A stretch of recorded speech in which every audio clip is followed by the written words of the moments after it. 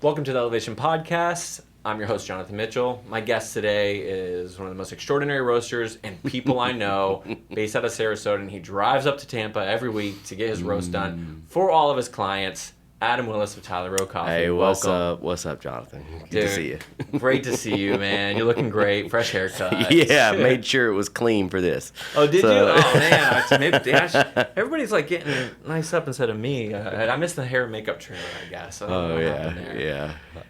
So this is a podcast where I bring on people that I've met thanks to the world of coffee that are creative and kind of share the same goals that I have in just in life, that we are here on this planet to create and have community with each other. And you're one of those people. So I thought of you and I was just like, I need to get him on the podcast. Why not? Yeah. You're out there roasting. The podcast studio is only 100 feet away. Even. I don't know, maybe a little bit further. A little bit. Not quite a football field there and stuff. So I'll let you start like we met. How did we meet? And I remember it as clear as day. I was invited by Yellow Rooster to go brew coffee in their booth at the Orlando Coffee Expo, was it? Coffee Fest or something. Something. It was one of those big ones that has all the Roast Magazine and everybody's out there. Yeah. And you stopped by the booth, and that was when I met you. So No, I mean, as far as meeting you, that's the first time I met you, but we've been fans of Elevation Coffee for some time. Oh, stop. And so, keep going. Really though, I mean, it was kind of fun. Last night I told my daughter, I was like, it's kind of cool to just get to go talk with Jonathan, who owns a shop that we've just admired for quite some time. And so really it is an honor to be here and honor to sit next to you and learn from you. I mean, that's what we've been doing over the last, several months, I guess, that I've been up here roasting. And I'm really thankful for the time I have getting up here and making it happen. So dude, it's our pleasure. Thankful for the relationship for sure. No, we're thankful for you, man. It's just like you are the target audience for what we built Autonomy for, is the people who, again, share those same visions and passions and want to pursue excellence in coffee, but not just because it's excellence in coffee, because it's providing that benefit to other people who are out there that have community spaces to provide for them. And I actually was even talking with a guy this morning. I opened up my Northdale location today. Oh, awesome. Today's one of those long days. And the alarm went off at 5:30. I actually woke up before Why are we the doing alarm. this today? You just said that. Dude, it's when I can get the producer in here to help, and it's also just scheduling other people. It is what it is. Can you do it? Can you do it? I got 4 people that can do it, and somebody always cancels. Well, we're opening a cafe tomorrow for somebody, so I mean, it's we get it. So there's a lot going on. Boom, boom, boom. But we love what we do. Yep. But it was one of those, like, I opened the cafe, and it was great, though. The morning was kind of chill. It was weird. It was like one of those random Tampa days where I didn't encounter any traffic on the way to work. I mean, it's super early in the morning, but still, there's usually school traffic, something. The early morning was kind of slow, which is good, because this is only, my 3rd shift behind the bar this year, and we're in mid-April now, or end of April almost. Good for you. And good for me, but also I miss it. I miss my regulars. For sure. But I met 2 new guys. They were coming in, and I could tell they had like kind of name badges and stuff. So I was like, they're here for a conference of some sort. But I knew my church, which is right on the corner, is doing a conference. Our pastor holds. Oh, okay. It's basically like mentoring other pastors to very cool. equip them to take the next step type thing. Yep. And it was really cool. Those guys came in for coffee, and they were kind of, we're coffee nerds too, this and that. And come to find out, they're trying to start like a coffee program very cool. for their church. They were... the pastor's name was Jim, great guy. He was telling me about their concept, and it's not too far from you, so that's why circling this all back to you. Your name came up in this. So he's based down in like Port Charlotte area. Oh yeah. And they got an old theater is where they're doing their church out of. And they've built the congregation up to a certain point, and so he's part of this mentorship program. And my pastor is very big on, if God's given you a space to use, utilize all of it. Absolutely. Thing. And that's what one of their goals now is to open up like a cafe within there.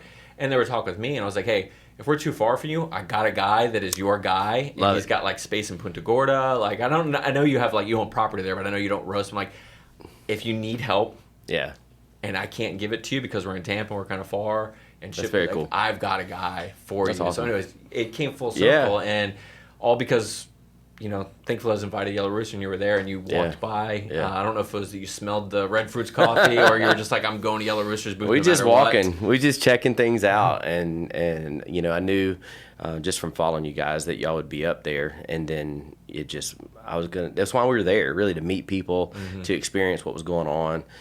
We're still very new to the whole coffee culture when it comes to the business of it, the industry. And so just to be around others that are, the others that are doing it and doing it well, the whole point of going to that was to get to know everybody. So, I mean, this whole coffee thing is wild. It's a huge learning experience, way more than I thought. It's constantly changing too. Yeah, I mean, we set out really to. Our goal was to open a cafe. I mean, I think most people they have this idea, hey, I'm gonna go open a cafe and let's open a coffee shop. This would be awesome to do. It'd be cool to do. So we've been on this journey for probably 3 years trying to figure that out, and we still don't own a coffee shop. Wow. We just own a coffee business because organically what has been happening, the shops have not really been the opportunity for us. That's been really a lot of closed doors. But what's been the opportunity has been connecting with coffee shop owners or coffee business owners and supplying them with coffee. And so it was kind of a big step for me. I just bought a big roaster, didn't know what I was doing. And the next thing you know, I'm out selling coffee. No toe in the shallow, and you're jumping in the deep I end. absolutely jumped in the deep end. My wife, who is my absolute best friend, she thinks I'm crazy because I literally went from a little drum roaster to a 25-pound roaster. And man, the learning curve was crazy. But I don't know any other way to do it. I'm a cannonball kind of guy. Me too. I don't dive very well. I'm not very smooth. I'm a fix the plane while it's in the air type person, because if you don't get it off the ground, there's no opportunities. I kind of look at it like we like to change the tire of one of the cars going down the road. There you go. Yeah. I don't even know why I choose plane. It was an analogy that was told to me before, and I kind of liked that analogy. Yeah, absolutely. So I've been going with that one, but that would be actually terrifying to be in flight and not have wings on your plane. Yeah. Gosh, I would hate that. So going through how we met, doing coffee and everything too. We've already started hitting on it, but why coffee? Yeah. Well, I always loved coffee. I mean, probably getting out of college, getting into it. I wish I'd have loved it more in college. I think I'd have been awake a little bit more. But whenever I started into church ministry pretty early on, just fell in love with a couple of shops there. And it was just a place to visit, place to go. Where was this at? This is up in West Virginia, our first church. And so that kind of got us kicked off into, oh man, coffee would be cool. And so then it just evolved over time, just going to different shops around the country and different places that we are. And my daughters, I would take them to Starbucks all the time, for different things and activities and whatnots. But along don't mention the S word on this podcast. I'm just kidding. Just kidding. Listen, I'm very aware of where our coffee culture is. For explicit on this podcast. Yes, I've drank Starbucks before. We all have. We've been there. We have all since repented. Just kidding. They serve their purpose of paving the way so that we could actually exist. It's kind of crazy. I have to give credit where credit is due. Yep. I mean, they definitely were a launching pad for a lot of us to experience it, and so they're one of the first third places that we grew up with. Yeah, no doubt. So they definitely developed the culture, and I think what we want to do now is just keep making it better. And, 100%. And what's cool, side note, I think what's happening in more local shops is pushing on even Starbucks to get better at what they're doing. Yes. So I've noticed that, and so I'm all for it. Come on, local guys, let's go. Absolutely. But yeah, as far as coffee for us, kind of what got us started in the actual business of it, we were out in Colorado. Our daughter was doing a gap year program, and we just fell in love with this one shop. It was called Root House. Where in Colorado is that? It was in Pagosa Springs, Colorado. Okay. A place that not a lot of people probably visit. Never heard of it except for the one other time you told me about it. Yeah, but it was just one of the coolest spaces, and didn't even realize that. I think it was a Food Network or Home HGTV had done. They had their own show. Didn't even realize until I got back home. And I'm like, these guys have their own show. Like what? And so we started doing some research and figuring it out, and actually got in contact with them. We've talked to them several times. They are incredible, but they created one of the most amazing spaces. that you wouldn't want to leave. Wow. And it had kind of looked at it like a really cool Cracker Barrel met a awesome coffee shop. Interesting. So okay. it was like you could buy the coolest stuff, hats and axes and journals and Wow. just super cool stuff. So like a full retail section. Oh Almost, yeah, like merchandise, oh, everything. Oh yeah, I spent way too much money the first time I was there. And but the experience, we kept wanting to go back to it. And I think that our heart is to build community. I mean, that's been my career. That's been what I've done. And I just feel very much so that God provides the tools for you to do it. And so music has been a huge tool for me for many years. And then now we've shifted into where coffee is really our tool to connect with people. So we want to do the shop. That hasn't opened yet. That door hasn't opened. We're working on it. But we're really getting to connect with people in a different kind of way with our cart, with meeting with owners. Like this whole working with owners of coffees and shops and cafes has been huge for us. And not just for us, but just we love connecting with them. And so it has been, I mean, literally right now I'm going to help install doors this evening on a cafe so they can open, tomorrow night. So That's tomorrow, awesome. excuse me. And so we're in it. We're ready to go. And we're very blessed. We're here to build a community and hopefully help people, Absolutely. You are. That's what see you're the doing. good, man. Absolutely. Yeah, because there is so much good out there. And I think coffee has always been that conduit for those things. Like, I've mentioned this all the time. Like coffee is the most connected thing in the world. From the plant to the hands that it touches to getting it overseas into your cup, 50 hands touch it. Yeah. It connects across the world, but it's also where people connect. They connect over that cup of coffee. But my wife often says it like this. She says, it's really the modern day well.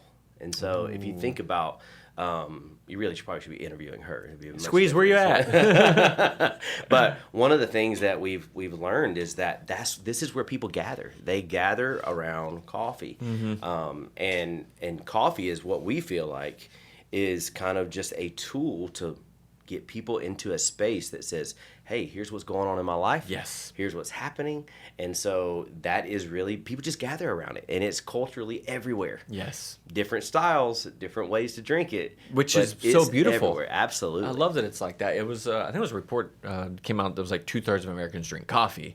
It sounds low to me, but even, I don't even know what the U.S. population is. But if you think about how many of those, if it's 100 million, it's probably more than that. I sound stupid right now. 67 million drink coffee. Yeah. Only 10% of them are drinking specialty coffee. So we have a market of over 50 million people that can still be reached, that are already drinking the thing that we're providing, awesome. but have not connected to the specialty quality of it. But it's not just the quality. It's the other thing you talked about. It's the fact that it connects you to a community. It's all the pieces. It's all the pieces, It's all of it. It's all of it. One of our things is Tally Road Back to Life. That's kind of our slogan, is back to life. And one of the reasons we use that, obviously, Jesus came so that we could have life and we have it more abundantly. So there's a piece of us that will not leave. I mean, we've been in ministry. We're never going to leave ministry. Right. Just because I'm in the workforce does not mean I'm stopping sharing the gospel, doing the things that God's called me to do. But we adopted the phrase "back to life" because, man, when I think about coffee, it's like my mantra here. When I think about coffee, one of the things I first learned when jumping into this was how it's processed. That means you got to go all the way back to the crop, and then you go, wow, they pull the cherries, they take the cherries and they dry them out, and whether it's natural or washed or however, they dry them out. It's got to go through a sifting process. It's got to go through all these things, and then you're going to take it. In order for you to drink it, you got to throw it through a fire. How many fires have we been in, right? Yeah. You got to go through the fire. You got to get roasted, right? And even in the roasting process, there's that whole every level of what's happening in that roast. And then it doesn't stop there. Then you got to like make it, so that you can drink it. And that takes time and that takes effort. Every single piece of what it takes to have a cup of coffee There's in the morning. purpose in every single Right, step. absolutely. And it's usually the first thing that everybody experiences in the morning. Right, and it shouldn't be considered just this commodity thing that you do. But it's one of those things that is like, it wakes you up. It brings you back to life. It brings you back to so life. let it be a reminder of what, even for us, what God has done for my life, what God has done for my heart. He is the creator of it all, right? And he created something that we can experience and have joy behind it and have goodness behind it. And so, man, it tells the story without even having to tell the story. It truly does. Like you said, it's just this thing that's naturally grown. How did we find out? That's the thing. You have the goat that ate and they fed out.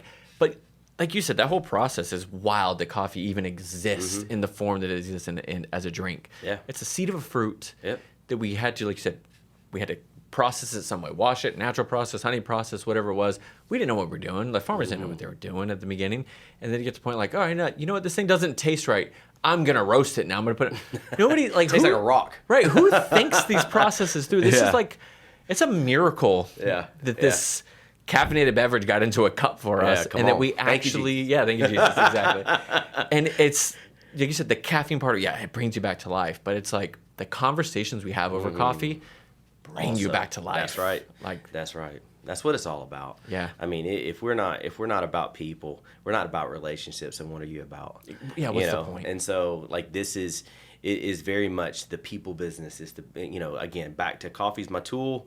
I love it. I think it's enjoyable. There's so many things you can do with it. Espresso, pour overs, cortadas, whatever it is you like your drink. There's just so much around it that is just. Yeah. It makes it a lot of fun too. Absolutely. Coffee in a vacuum is fantastic. Yeah. You take the vacuum out and it's literally the world of possibilities that come with it.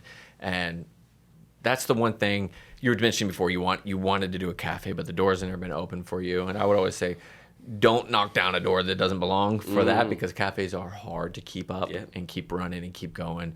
Today I was getting text from about a clog in the one of my shops. Yesterday we had to go to Home Depot to fix another one of the shops water thing. It's just those constant things just to keep it going. But it's all worth it for, like, the young lady that I just interviewed here before.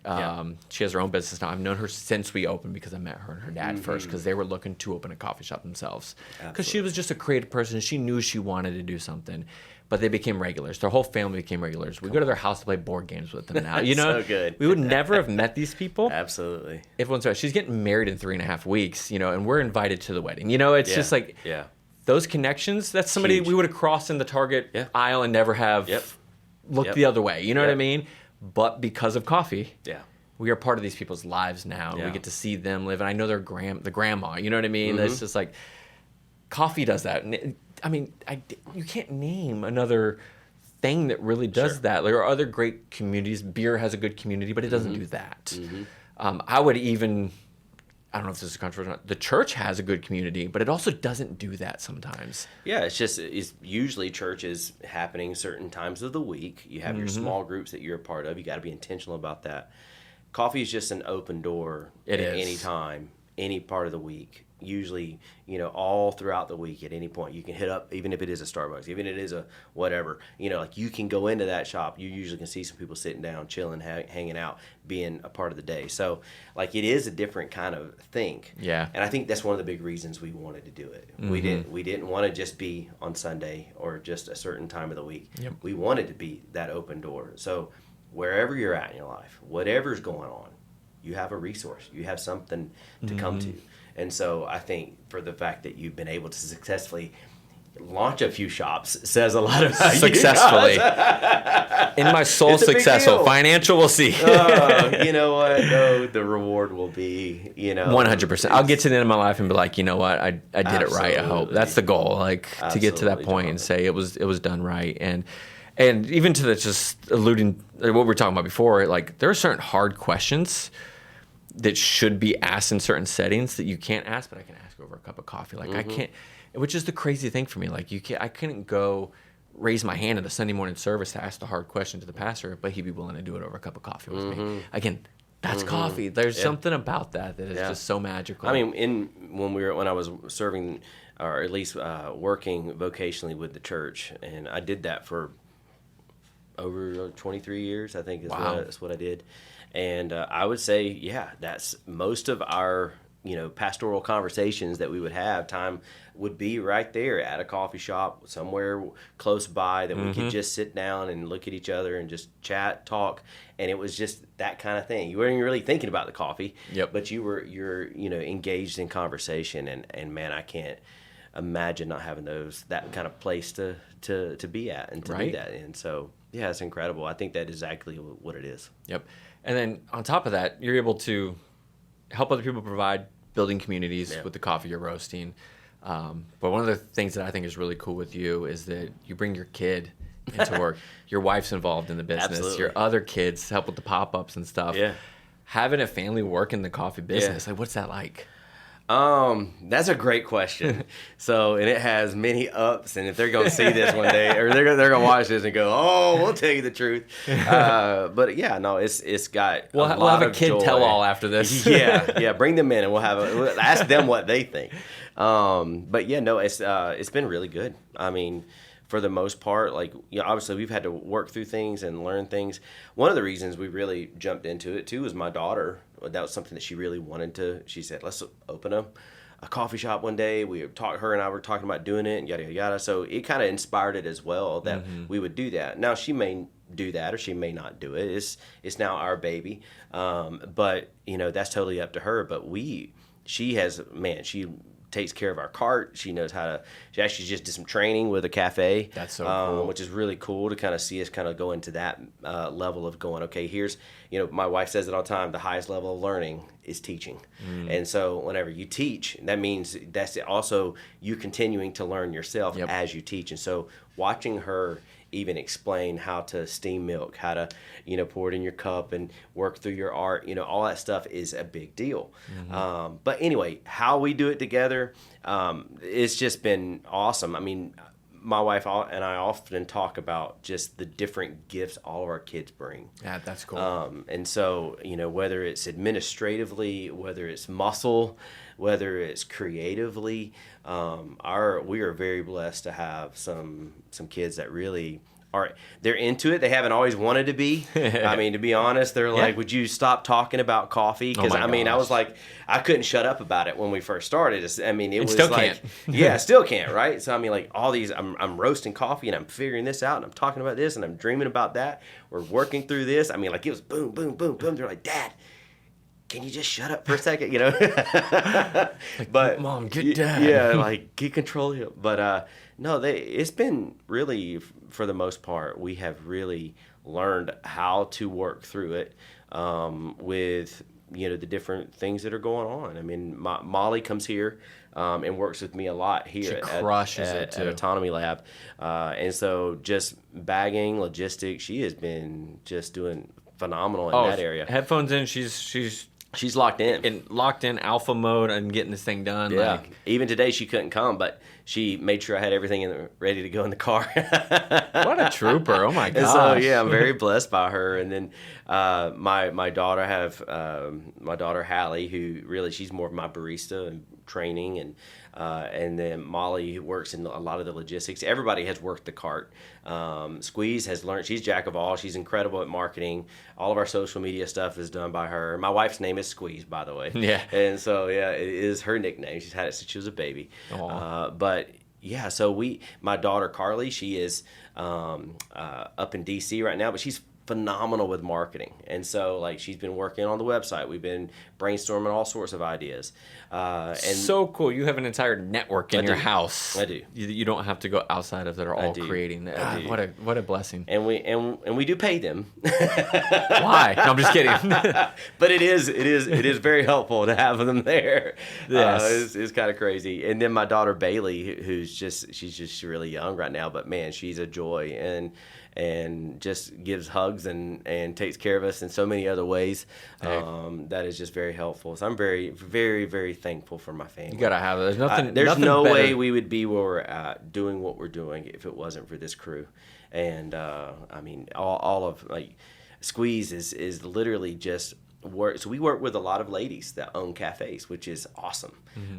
Excited to see what's happening in that area. These ladies that own the cafes that we work with, they're doing a phenomenal job. So Squeeze has been just a voice for them and a support for them in so many ways. And so, yeah, there's just everybody's playing their part, and we're getting it done. We're growing. We're learning, and so I am very blessed to have the family. Dude, it's great to have your family behind your back. So you've seen these quotes all the time, and I saw one on Instagram the other day. It was one of those where I was like, do I share this because it's real, but it's also like I don't want to hurt anybody's feelings for it. And it was a guy like, it just one of those reels. It was like, oh, your friend will ask you how your coffee shop's doing while holding a Starbucks cup in their hand. You know what I mean? And which is very true. There's a lot of people that are like that. Yeah. And it's well-intentioned that they're asking, but they don't support it. But to have your own internal family, so not just support you, but actually actively part of it, is great. Like I'm blessed. Like my wife doesn't drink coffee, does not like coffee.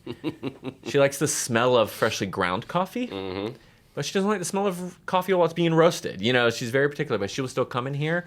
Like last week, I was in a pinch. I needed stuff bagged, a big last-second wholesale order that came in. She came in and bagged it, like, because we were running it. My daughter's in here helping all the time, and I pay her big bucks to do it, $1 an hour. She asked for a raise. You by law, I don't have to pay her by law, okay? I'm just kidding. I'll do time and a half. Time and a half. We'll give her time and a half for this one. $1.50. We'll bump you up. Yeah. She loves it. It's like her thing, and it's just working with your hands. There's something I was talking earlier about that, like it's been lost on these generations now. We're so used to this isn't working with your hands. Work with your hands, dexterity, tactile, like getting something done with your hands. It doesn't just reward that thing. There's just something ingrained in us that's just like, that's a job well done. Yeah. Getting it done. We were created to work. Yeah. I mean, that is part of it, right? That's what we are made to do. And so we say it all the time, work is unto the Lord. Like that's one of the, it's scriptural for us to do that and to not work just because you want to impress somebody else or work that's because the worst reason it's going to make you more money. You just work because at the end of the day, you are created by Him, and so you honor the Lord in your work. And so, we talk about this a lot in our home. Like it's not just you're not just doing what I'm asking you to do. You're doing, you're working it as unto the Lord. Period. That's how we roll. That's how we roll. Yeah, and I grew up. My dad always been a hard worker, so I had a good example. Even though like parents are divorced, but we always saw he worked 3 jobs to pay the bills for us. Every time we were around him, he just instilled the work thing into us. Even like we would joke sometimes he'd have us do a little bit of yard work, and the weekend he got to have, but it was instilling those things in us. And to this day, he still helps me build out my cafes just because he works with his hands. He taught us to work with our hands, but he always taught us like it doesn't matter if you don't like the job, you're going to do it the best you can. And then finding out later on when I became a Christian, this is a biblical concept. Like no, like it's not just for the fact that you're doing something to benefit somebody else. You're still going to learn from that job. You're still going to learn something, whether it's mopping a bathroom or putting boxes together in a factory. Like I've done all those jobs, so I'm going to do them the fastest and the best. I'm going to be competitive with the person next to me because I want to do the best at what I'm doing, because down the road, you may not realize that you're learning something in that process as well. Yeah, well, it's not just for me; it's for the others around me, right? So I'm doing this as really to glorify the Lord, but yet I don't know who's watching. Yeah, correct. I don't know who that I'm doing it for necessarily all the time, but the fact that even to roasting, I'm going to roast the coffee to the best I know how, give it the best quality I know how. I don't know who's on the other side of that cup that's going to drink it. You're right. Right? And so they have a moment to then go, oh, that's a Tally Row roasted that. Who are they? Back to, they're going to learn real quick if they research who we are and who we represent. And whenever I put that on the bag, or I take that into any story that we tell, that we are believers and that we love the Lord with all our heart, then I want that cup to represent that. Right. And so I'm not ashamed of it. I'm very thankful for it, and I think that there's room in every aspect. That doesn't mean I'm perfect. By far, I'm not perfect, but it means I'm going to give the best effort that I possibly can. I still have tons to learn about roasting. I still have I do too. Tons of things to kind of learn how to work through, and but I have a choice to make. Either I'm going to do it the best I can, or I'm just going to do it flippantly and see what happens, and then that's a whole nother story. Yeah, you don't want to do anything. We don't do anything flippantly. No, don't do the yard work flippantly. Don't do anything don't do the dishes flippantly. Like, 'cause again, like it affects somebody else down the road. Yep. And I mean that's like you were saying. It all comes back full circle to see if what you did, you care, and if you stand for what you actually believe in, type thing. And if you're throwing out there what you believe in, it's going to have that impact if you don't actually take care of the thing that you're going for. And that's even me having cafes. So this has been, and you can Esteban, who's been with me since day one, will attest to this. We get into the hiring process. I interview people. I hire off of personality, not off of coffee skills. We can teach you the coffee skills. Esteban's the best trainer in the world. We have the good tools to train you with.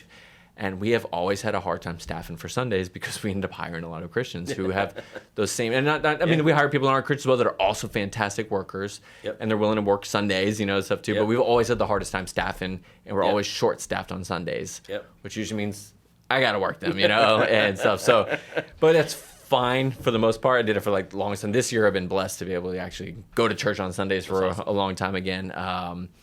But it's been one of those things like, I will sacrifice to have like the right people in there that represent not just my product well and everything, but like they carry themselves in a way that like no matter what you ask them to do, they're going to do it well. Oh, you can point to all the brands that you love, right? Think about, I mean, I just had a Chick-fil-A sandwich, right? So you go there and they have created a culture of how they want their company to be represented, and they're not apologetic about it. They're very upfront about how they want things. And so actually back in the day when I worked at Chick-fil-A and so I got my own training from them and how you're supposed to conduct yourself in front of people and what that means. And my pleasure. Absolutely. They're very much, and they have been that way forever. And it's a culture that is stuck, and to the point where now exactly what you're getting when you walk into that space. No matter what location you're going, no matter where you're at, that's what you're getting. And I think that that's the same kind of thing that you're even doing with your shops or doing in anything that you do. It's like, no, create the pattern, create the culture that you want to represent, and don't shy away from it. Right. That's the value. There are certain things you value. You value relationship. You value conversation. You value being intentional about the person across from you on the counter. So you got to hire people that do that. And so that's an interesting, but and I fall short of it myself, even as a leader who's supposed to represent that to the people, and we're all human. We have our days that we don't go into work with that enthusiasm, and it's hard. But man, I don't know. Sometimes for me, it's a little easier. I don't know. But I get it. Sometimes it's hard for other people, and I have to understand that sometimes as the guy that's got to work through it. Yeah, you do. You gotta process it and make it happen. So, it makes sense. Absolutely. So, before this, we were talking about life before coffee. What did you do before coffee? Well, I said earlier, but I was in worship, and worship being music specifically, ministry, and I did that since I was probably about to age myself. But I was 22 years old. It was the first church I took, and that was in West Virginia. So I've been in 3 different churches for over about 23 years. So in church in West Virginia, and then I was in a church in Punta Gorda, Florida, and then recently I've been in Bayside Community Church in Parish. Bradenton Parish, Sarasota. We have several campuses. So I served the church there for 10 years on staff, and then that's where we attend church. I still lead worship on Sundays. That's so cool. That's not left me at all. Which is another creative outlet. Another thing that you just felt like you were given this ability or this want to do this creative thing. I'm very thankful to do that. We had such an amazing team there at Bayside, and we got to do phenomenal things. And so we've recorded a lot of music there. We've done a lot of, we've done the tour thing. We did lots of different, just events and whatnot. But I have some of the greatest people in the world that attend that church, and we have become, they're some of our best friends, and so we're really thankful for our time there and leading worship, but we just had this holy discontent to do this coffee thing. And we knew we needed to step away. I mean, we were even the last couple of years I was working in the college there that we have, and so I was over all the worship ministry for the college, training up more worship leaders, and so to step away from that was a big deal to do this. But I am thankful for it. I think the time that I'm getting with my family right now has been really cool. When you're in church ministry, it is because their age ranges. What are their age ranges? Your kids? Oh man, I got 20, 18. One just turned 17, and then another's 13. So, yeah, all girls. All walks of life, too. Yeah, all walks of life. And but it's a blast, and I'm just so thankful that Squeeze and I have this time now to pour into them, and we've... Man, that's so true. Being in coffee, that's the same thing. Like, my kid is out there right now. She follows me. We have the opportunity to homeschool now because I have the freedom. We joke, like, we own our own business, so people are like, it must be nice to make your own schedule. It is, but we still work like 20 hours a day type thing, you know? It's just, we get to rearrange our 20 hours. My daughter said the other day, my oldest one, she said, Dad, it looks like you traded your 9 to 5 to a 24/7. Yes. But literally, but it's your 24/7. That's right. That 9 to 5 in the middle, like, yeah, sure, there was parts of it that were you, but there's part of it that weren't you. And there's nothing wrong with the 9 to 5 at all. I did it for almost my whole life until this. And there's certain things that are beautiful in it. This, though, it's my 24/7. That's right. But that's the thing. If there's stress from that other thing, I could always blame it on another thing. If there's stress in this, it's my stress. I got to learn to deal with it. And it's easier to deal with it when it's your stress, if that makes any sense, because absolutely, it's my circumstances that I can control. So I can either choose not to take this awful client or whatever it is, or I can choose to try to grow the business this way. Like, it is your stress, and you get to decide which avenue you want to go I've been down. off staff for almost a year now, and I would say that's exactly the way it's felt. It's like, okay, it's a lot of work. There's a lot of things that we're going through, a different kind of stress that we have in front of us, but it's just different. Yes. And I knew I needed to get out and do my own thing, and I was so great with my pastors. Were all really great to work with through that process. Matter of fact, the last meeting I had with our lead pastor, he said, if you weren't coming in here to tell me you were going to do the coffee thing, I was here to tell you need to go do the coffee thing. I love it. And so that's how much it was a part of us. And so so just the support of that, but yet getting out there and actually doing it, being a part of it. I mean, I am just overwhelmed at the goodness of God through this process. And it's scary. It's really scary at times. It is. But it's also really, really good. And so I am, I can't imagine doing anything else right now. Dude, I mean, it's, everything that happens that's good in it is yours. Everything that happens that's bad in it is yours. And that's a good thing. Like, in life, we get to choose how we respond to those things, but it's easier to respond to them when it is yours, and there's nobody else to point the finger at but yourself. So it's growth happens in those areas. And you kind of alluded to earlier, like, we weren't guaranteed a stress-less life when we followed a certain path, right? In fact, the Bible says, in this life you will have trouble. Exactly. See, so if we can somehow not minimize, but choose where the trouble is coming from or which direction, and it's something that we choose. If it's a brick wall, and rather than beating our head on it, we know that there's an easier way of going over it or around it. I know those are bad analogies, and I'm always trying to use these stupid analogies. But man, that makes life a little better. I don't know, because they're always every challenge. You're gonna have obstacles. Every challenge brings you the ability to grow. Like that's one-on-one life. Like, if you don't grab hold of that, then you're gonna live really frustrated. But if you can see it as opportunity to grow, I mean, I think it's James 1 says, count it all joy, though we face trials of many kinds, right? And so, like, it's going to happen.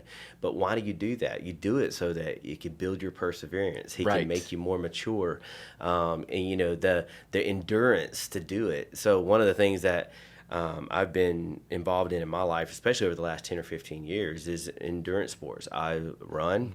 I've done, actually, about a year ago. No, I know, right? A year ago, I did my first ultra.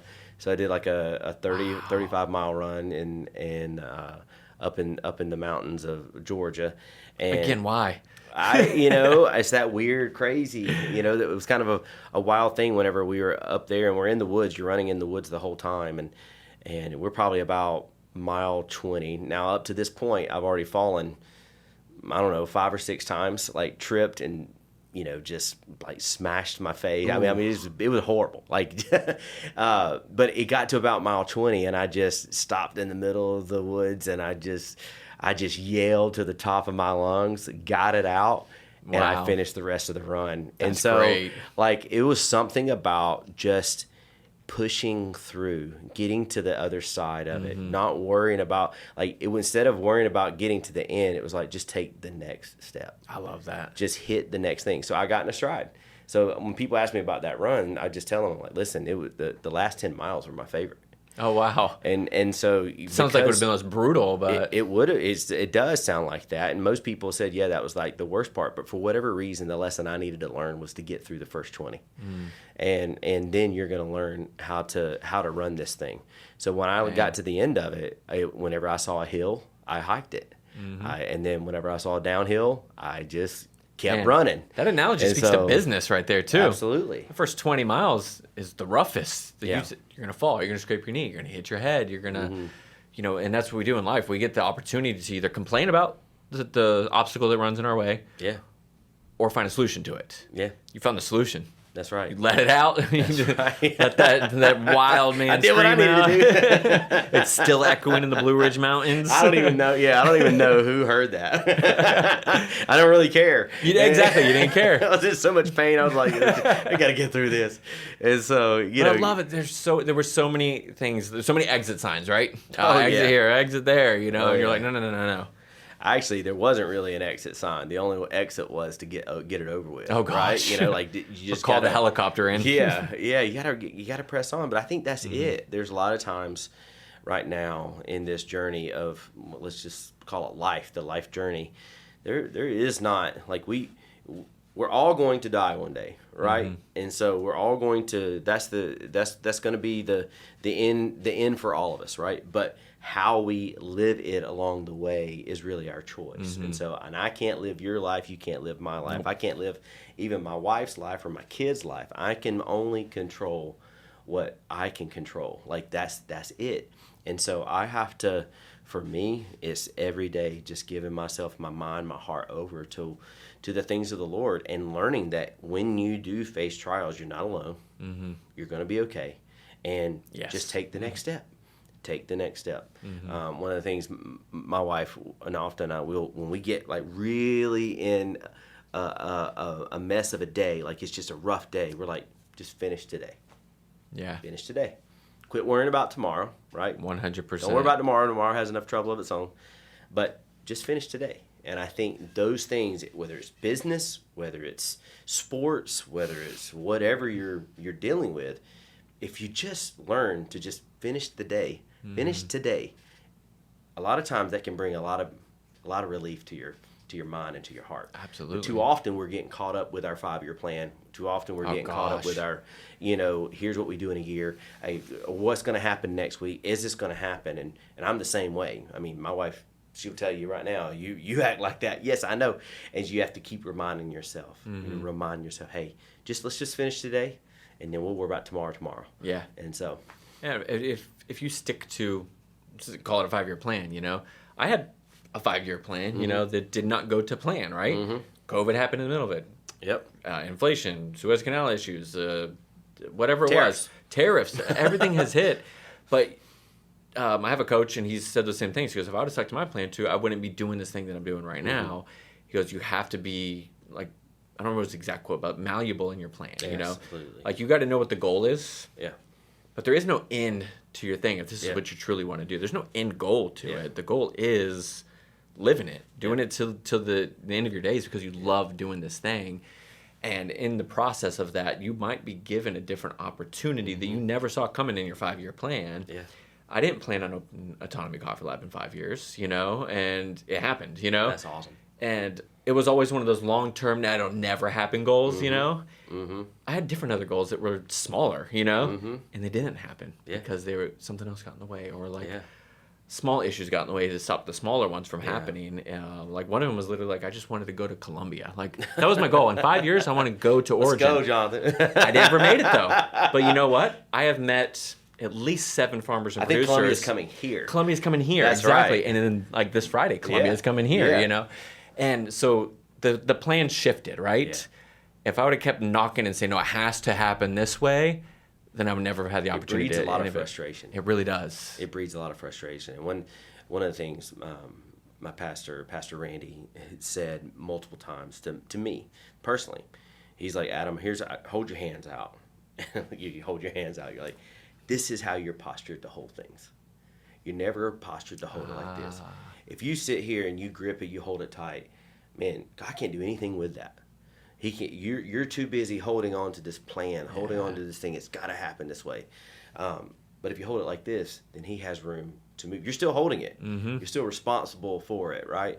But now He can use it, and He'll remove it, and He'll replace it, or He'll do whatever He wants to. This is the relationship you have with Him. And that's more freeing on yourself too. Oh my gosh! Like this, you're tense. You're a lot of tension that's just not necessary. Yeah. And you weren't designed to carry. I mean, this has been I feel like my life. I needed to hear that. It's been my life's journey to learn to work at rest. You know, it's not so much about the tension we live in. You're gonna have tension, but you can control how you do your life. But really, you need to let the Lord just kind of control it. Dang, so to work at rest, I like that. That stuck with me. That's something I struggle with myself, honestly. Like working at rest, and it's not that what I do is stressful or whatever. It's just that I focus so hard on it, and then I focus on the next thing immediately. Like I don't do it. I don't take the deep breath. I don't do it's like I have this like constant like holding my breath, going all in, like trying to max rep the thing I'm doing, and that's something. I mean, I have a fitness coach. He's worked on me on that for years, and it still doesn't cut through for some reason. I think at the root of rest is trust. Yeah. Right. Do I trust the Lord? With all my heart, with all my soul, with all my mind, with all my strength. Right. And so, am I relying so much on what I can do, or am I really just handing it over and letting Him control it? Yeah. And so I can't not talk about those things. It's just so ingrained in me. But it is definitely, it's been a journey for us. I mean, when you're in ministry, up to about year 15, I know I'm not supposed to experience burnout, right?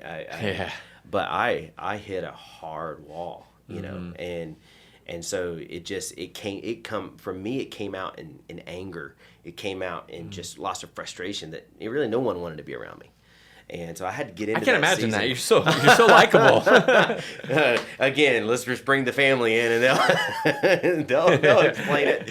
And so I think that it was one of those that I got myself on a journey immediately to learning what it is. And I'm still learning. I'm still learning what it is to rest. What is it to work at? I had somebody give that to me one day. It was, if you're going to work at anything, work at rest. And I was like, what in the world does that mean? And so it doesn't make sense. It doesn't compute. But it was life altering for me to get into a space that was like, no, rest is relying.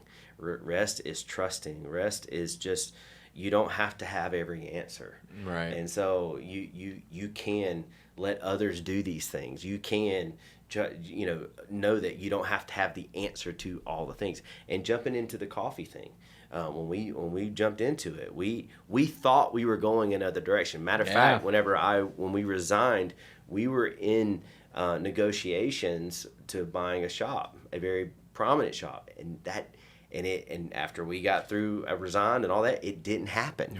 It was crushing. And it was a lot of learning to figure out, okay, well, how are we going to do this? Absolutely.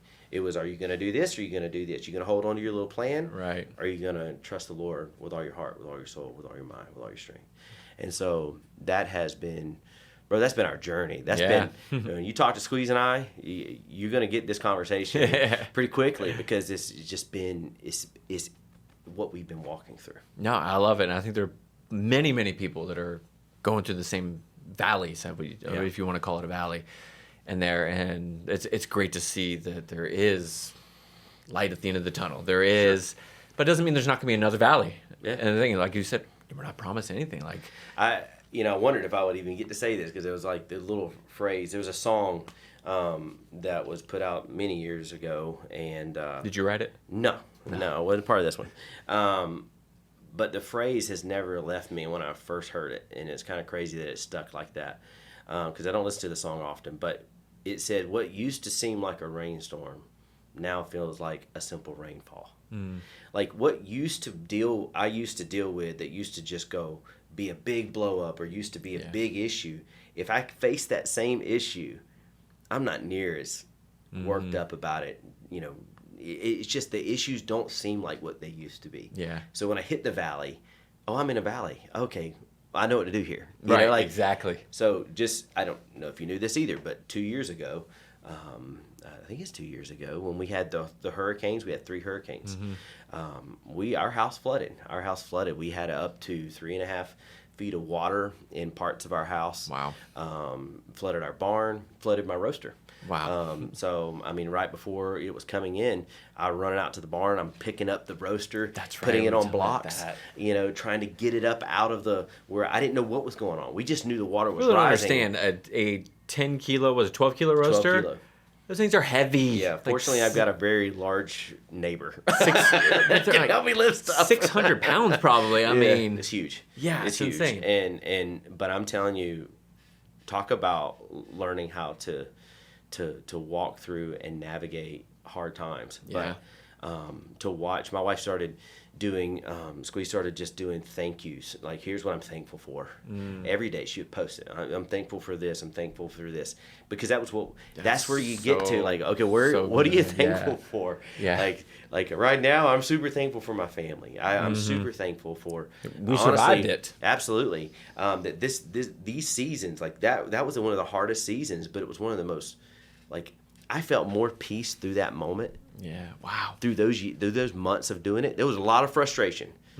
But when somebody would say, "Hey, we've been praying for you," I'm like, I believe it. Right. Because right now, I don't know how I'm handling this like this, but I am blessed and I am thankful. And the people that came around, it's like, imagine the worst. Imagine the worst thing that could happen to you, and go, okay, the Lord is going to take care of me through that. Right. That has been our journey. Wow. And so, I love that. And then now you can imagine the best. You've been through the worst. Yeah. Now you can imagine the best, and you can hope for the best. And it's one day at a time. It is one day. You're right. Yeah. Like, Yep. one day at a time. Dude, I've just, even in this facility, like, we've had our own ups and downs with the roasters going down. Like, you were part of one of them at one point. You had 20 pounds of green just stuck in the middle of the roast, and the computer said, Not today. Yeah, I said, not today. One day at a time. Yeah. And then we finally got it fixed. Takes weeks, but we got it fixed. One thing I love about you, though, in any of those moments, you're probably inside just going, what is happening? But the way you carry yourself through those moments is really something even I've been learning from. Oh, thank you. I appreciate that. You know, you have a very calm demeanor in those situations. I try. I mean, I kind of have obviously a similar mentality and foundation that I have. Yep. So there's those things that where you're like, if the world collapsed underneath me or around me, what did I actually lose, right? No, like that. You still don't lose your foundation. You don't still lose those things. The rest of it is circumstances. And again, we get to choose how we respond to the circumstances. Yeah. And that's something that I've always, again, it's not always easy to respond properly. And I might choose to respond differently in traffic in Tampa than I do in an actual thing here, which is probably worse here, you know, and I take my frustrations out there. But yeah, it's just, if I wake up the next day, it's okay. Yep. I woke up. I have my wife. I have my kid. Like, those things are good, you know. Yeah. Like, I've been through enough loss and gain in life to know that, hey, man, if you made it through it, you made it. That's the blessing, actually. Yeah, that's where it's at. That's so, it's good stuff, bro. For sure, dude. Do you have any new projects in the works or anything? Oh man, which one? Like, I asked Squeeze on the way here. I'm like, what new projects are we working on? Jonathan's gonna ask, and she's like, well, which one? Every morning you wake up with something, so, right? Honestly, we're learning, or we really are. We are working towards getting a shop one day. So we live in was a little town called Parrish, so it's just north of Sarasota, and north of Bradenton, and we love the community there, and so our church is there, and we would love to plant there. So that's what we've been working towards.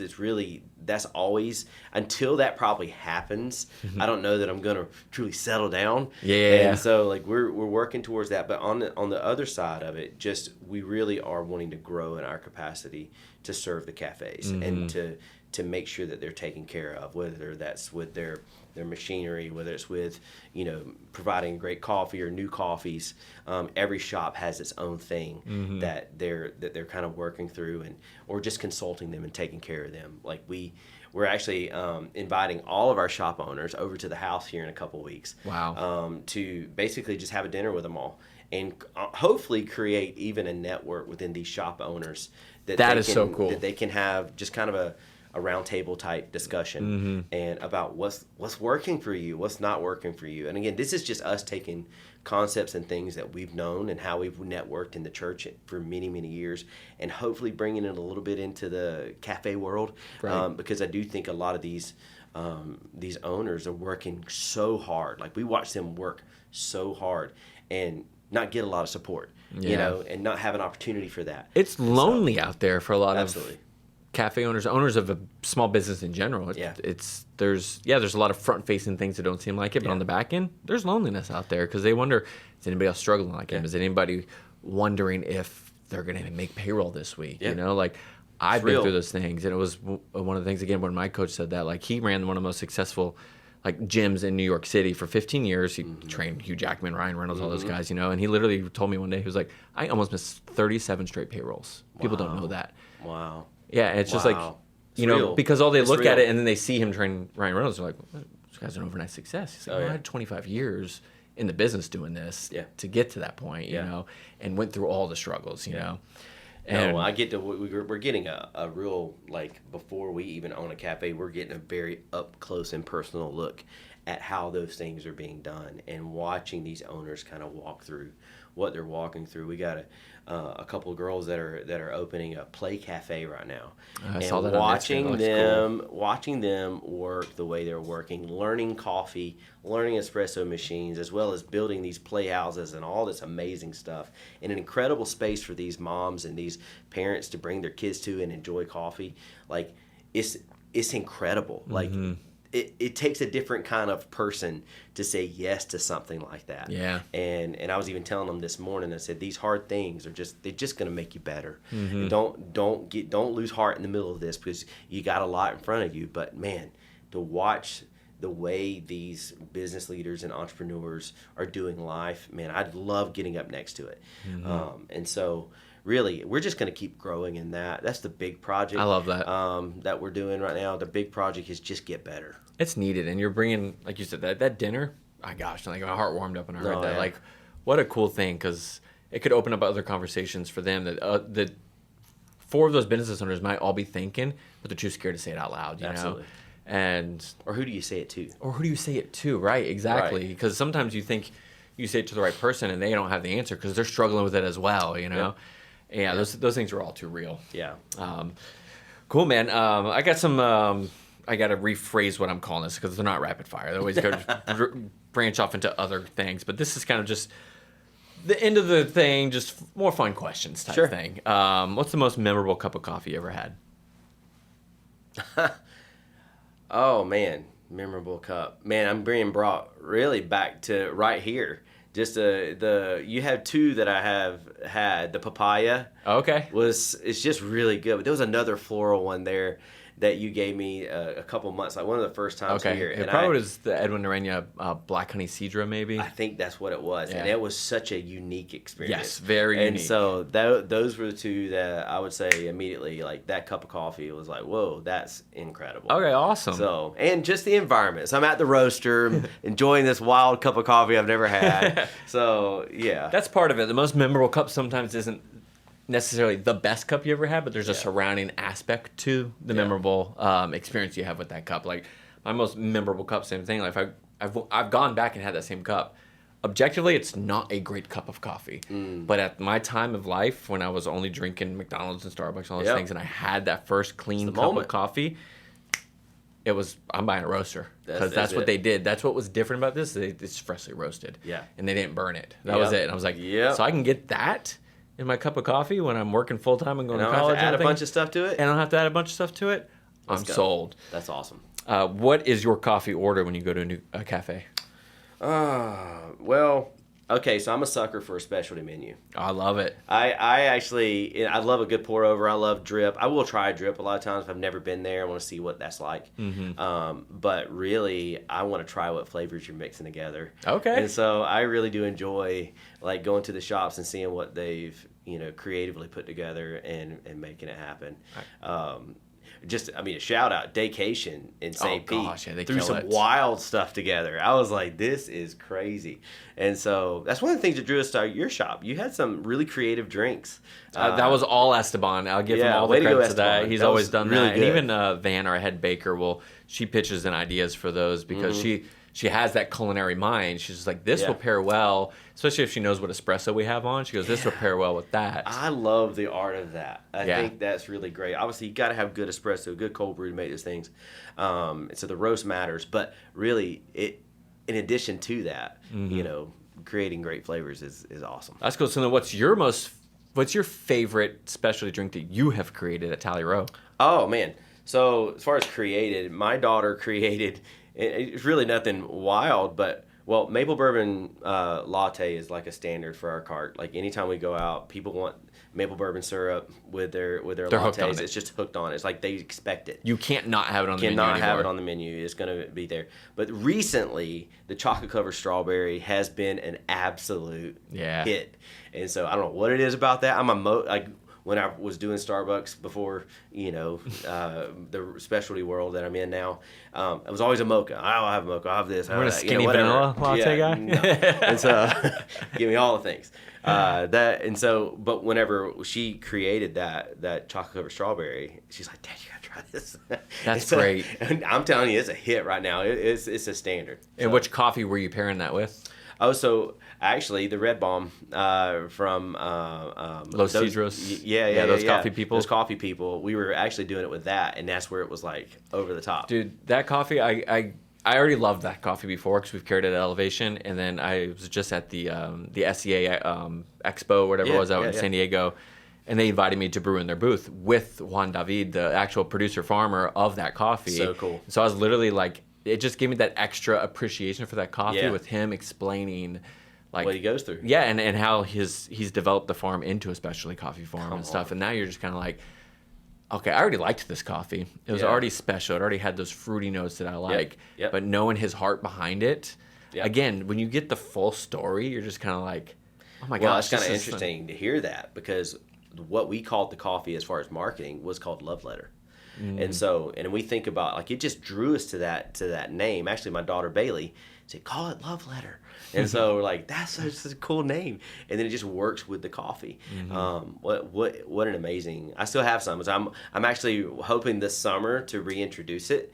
Nice. And so I've got another bag of it that we're gonna be. I bought a bag when I came back from that expo. So I'm like, I'm gonna re-release it because we had it already. I'm like, I just have this newfound appreciation for it where I'm just like, I want it back out there because I was just brewing it up over and over again and just watching people like in this expo that had other great coffees everywhere and they were just like, wow, this is so good, like and they're asking him like, why did you do it? And he's just like, it's just a extended fermentation, no co-ferment, no nothing crazy, it's just what we did on the farm, just an extended fermentation. That's incredible. And it was just like, and it was so cool to have him interact while I'm brewing the same that he created. You know what I mean? I was just, it's just a fully connective moment, Very like you said, having Columbia come visit us at this point, Well, and we just need to get over there. So let's just make sure. I know, they literally, every time I see them, they always invite me. They're like, you have an open invitation. I'm like, let's go. I will. I just need to do this a little more and let the pieces fall in place and just go. It's going to happen. Yes. I'm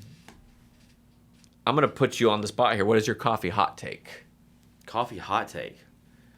I guess, what do you mean by hot take? Hot takes are usually like, this needs to go. This, you know what I mean? Like, dark roasts are awful. Decaf sucks. Or decaf, I'm pro decaf. I don't really believe something that might ruffle a feather or two in the coffee industry. But you don't have to if you don't want to. No, I mean, I guess my hot take really is I really don't have an appreciation anymore for dark roast. Okay. And it used to be the only thing I would drink. Wow. And so, but once I crossed over, it was like, no, you can taste it on anything. And so it just feels like you're burning out what the coffee was meant to be. Death to dark roast is what I heard. Death to dark roast. I have honestly been dark roast free now for 2 years. I love it. I love it. You have the chip and everything for it. That's right. People still want it. I'm like, okay, but yes, you're also gonna want a creamer. So and I love that when people come into like one of the cafes and say, I like it dark and strong, and I'm just kind of like, hey, and you don't ever put them down. We don't ever like, hey, we don't dark roast anything here. I said, but trust me, this coffee right here will like it. If you don't like it, bring it back. I'll let you. And you know what I mean? I'll give you something different. Oh, you want something bold? Okay, well here, have a shot of espresso. Right, that's the thing. Yeah, if you need it bolder or whatever, if you want an extra jolt of caffeine or whatever, like dark roast isn't an extra jolt of caffeine. That's what people think just because that bitterness is in there. It's not extra caffeine. It cuts through the sugar. So, it cuts through the sugar, so they can exactly. still call it coffee. So I know you have a background in worship and stuff too, but you're put on the spot. You have to sing one karaoke song. You get every word correct. Which song is it? Oh, none of them. I'm the worst with lyrics. So if I don't have my confidence monitor, I'm terrible. If I had, it doesn't have to be a worship song. It could be any song. Well, it's probably going to be a gospel song or something of that nature. My go-to in worship, if I have a moment where it's like they just put me on the spot, usually a song that I need to carry is "How Great Is Our God." Okay, yeah. That's a little old, but it's one of those. Dude, I remember when it came out though, because my wife and I, we were going to church. It was very traditional, with the choir and everything too. And that song was considered like a no-go. This is not being sung here type thing. Yeah, and it was funny. It was a little controversial for some reason. That's wild. But I mean, dude, there's so many great songs out right now. What I've struggled with lyrics so much, probably because there's just so many new songs, a lot of songs coming out now. To try to like really nail the good ones down is pretty tough. I mean, we have a whole team at Bayside that determine what songs we're gonna sing, and so it's a challenge. And it's hard because sometimes like I feel like especially in that genre specifically, like they tend to blend into each other a little too much. And then you also want it if the music is good, and there's if there's a music component to it that needs talent, that's a good thing, I think. You want to showcase talent that you've been given on the stage. Yep. But if the lyrics don't match foundationally what you're saying either, you can't go with lyrics. Lyrics matter. So you have to. It's like a hard thing trying to pick out those songs, and that's why some people will sometimes write their own or whatever. We were very intentional about lyrics, whether we're singing them, whether we're writing them. They really do matter. So, 100%. Yeah. If you could have coffee with one person, dead or alive, who is it?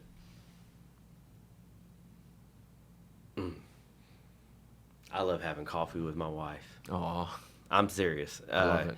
I think that's the first person I think about. Like, we need to do it more. I like being with her. She's my best friend, so I'm giving a little shout out to Squeeze. But really, I love it. Without even trying to get emotional. Like, that's great. That's at the end of the day. She's my best friend. I'm gonna ask her the same question, see if she has any similar answer. No, I'm just kidding. kidding. She's got several others that she might call into. I know that's not really maybe exciting for everybody, but for me, that's exactly who I'm going to have. I love it. I'm thankful for people and what they can do in life, but man, God's put some amazing people around me. So anytime I can be with my wife and my girls, that's great. I love that, man. That's such a great answer because.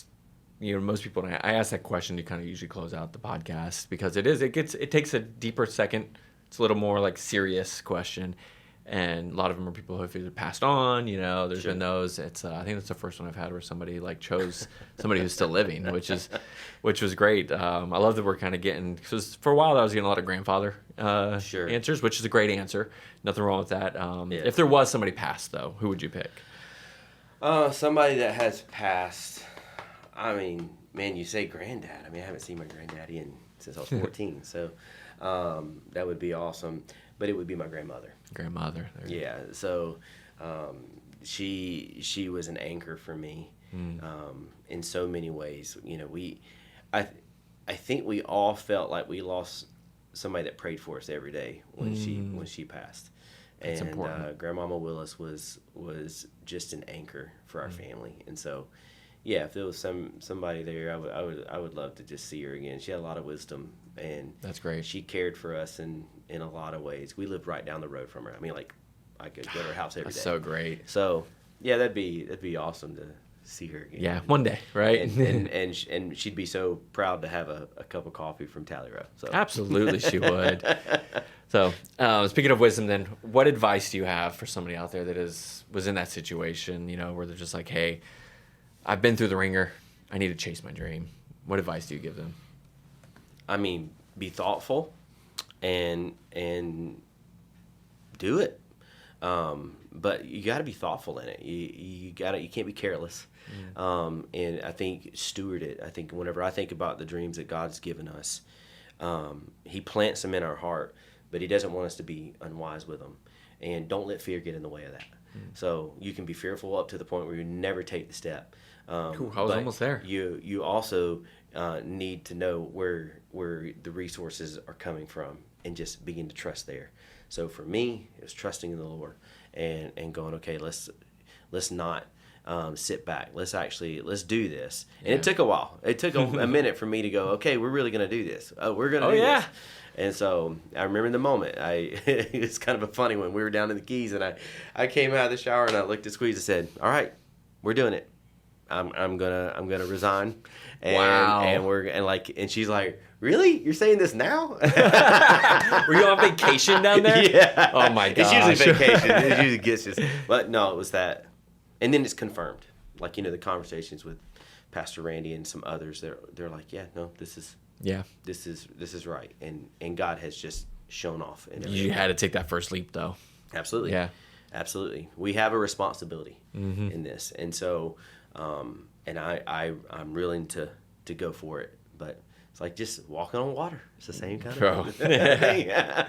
Absolutely. Awesome, man. This is great. Where can people find you and your coffee? TallyRowCoffee.co is our website. You can find us on the Instagram and Facebook. There's that. That's where we're at, like anybody else. But yeah, if you want to order coffee, order it there. If you want to connect with us about even starting a cafe, cart, all those things, we've been in the trenches with several owners. True. Recently, and I probably got 3 or 4 carts right now. We're trying to get up and off the ground. So that's great. That's to be with people at that moment.